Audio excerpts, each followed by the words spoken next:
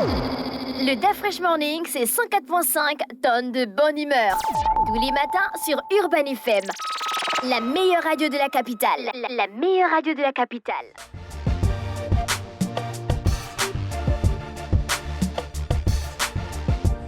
Sur les 104.5 Urban FM, la station urbaine, René Ruth, le versus du jour nous emmène où? Oui, le versus du jour, on sait qu'on est toujours en mode guerre, toujours Ukraine et Russie. Aujourd'hui, on va comparer donc des missiles. On va comparer un missile... Quand tu parles des armes, des guerres comme ça, là. Mais on veut savoir, parce qu'à chaque fois, on écoute des noms lourds à la radio, à la télévision, mais après, on ne sait pas en fait, quelles sont les capacités de ces... On ne sait pas quelles sont les capacités de ces missiles. Est-ce que c'est vrai que ces missiles-là s'appellent comme ça, Jean-Paul? C'est pas les médias qui... Non, c'est les médias qui ont... Satan 2, c'est pas ça. Non. J'en avais parlé ici, c'est pas ça. Non, c'est peut-être par rapport à sa capacité, en fait. Oui, mais non, donc, on va parler aujourd'hui de l'ARS. Donc, c'est un missile russe contre le M51, qui est un missile français, parce que je voulais vraiment pas prendre du côté de l'Ukraine. Donc, on va commencer d'abord à parler de l'ARS. Donc, c'est LARS, c'est un missile balistique russe. En fait, c'est Lars. Donc LARS, donc le fabricant, c'est l'usine Votkins, donc c'est un pilier des forces de missiles stratégiques terrestres de la Russie. Donc le LARS, c'est un missile balistique intercontinental à 3 étages. Ça veut dire quoi, intercontinental à 3 étages? Ça veut dire que ça peut quitter d'un continent à un autre. Bon, oui, intercontinental à 3 étages, c'est-à-dire ça part d'un continent à un autre, et puis c'est constitué de 3 compartiments. 3 niveaux. Donc tu as un compartiment là où il y a évidemment la tête elle-même explosive. Avec la charge. Avec la charge.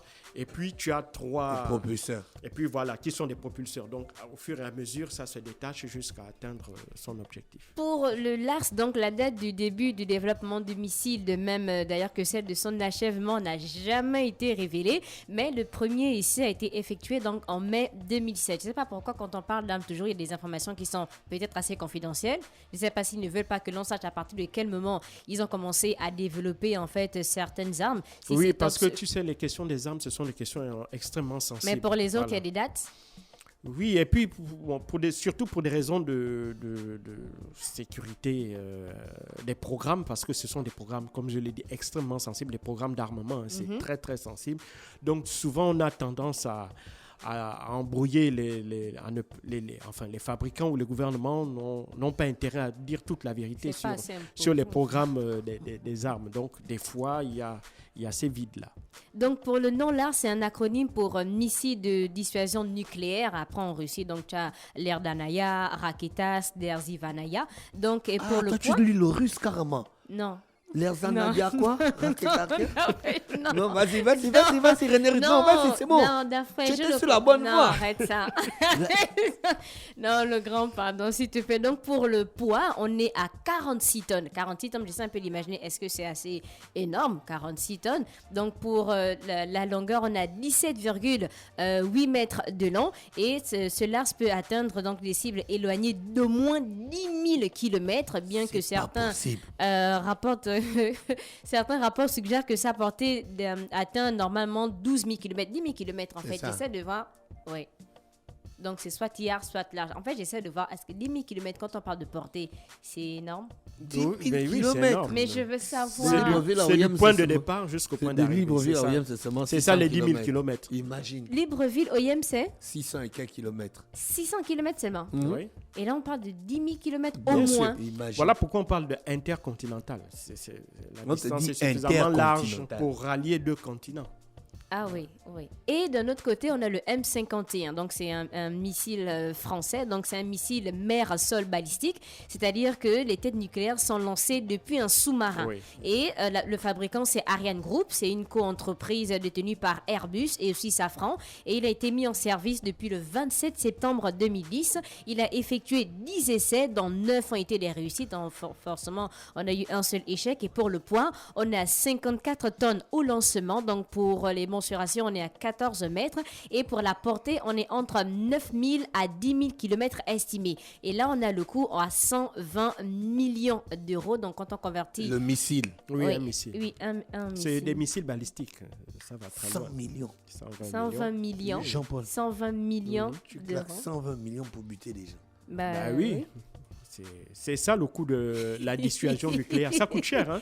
C'est pour ça que ce ne sont pas tous les pays qui peuvent se permettre de ce type d'armement. Là. Si tu avais la possibilité de faire on va dire quoi, de faire un mini reportage sur un missile. Non, je ne peux pas.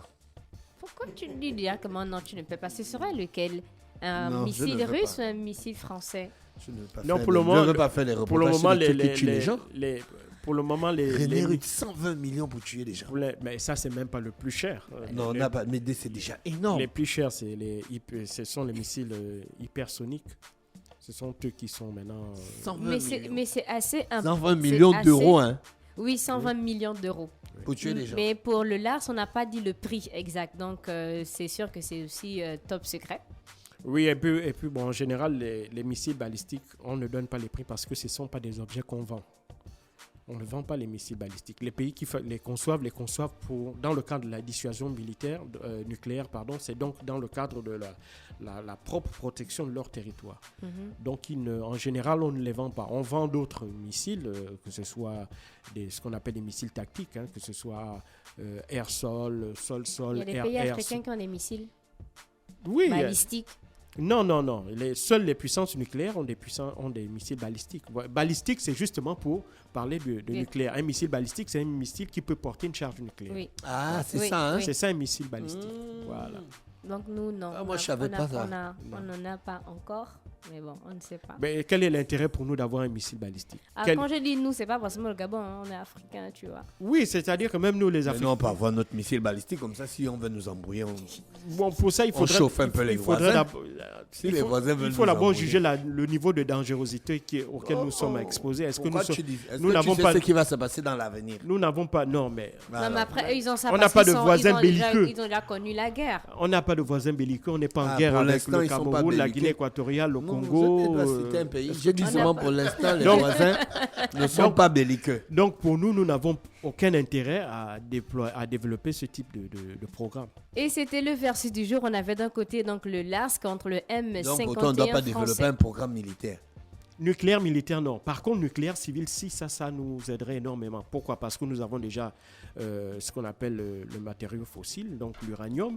Il suffirait de l'enrichir. Et puis, le nucléaire permet de produire de grandes quantités d'énergie à des moindres coûts. Mais quand on enrichit l'uranium, on ne sait pas si c'est pour le nucléaire ou bien... Non, si c'est tant pour- qu'il est en dessous de 90 degrés, c'est contrôlé. pas du plutonium. C'est ça, oui, c'est à moins de 90%. Ouais.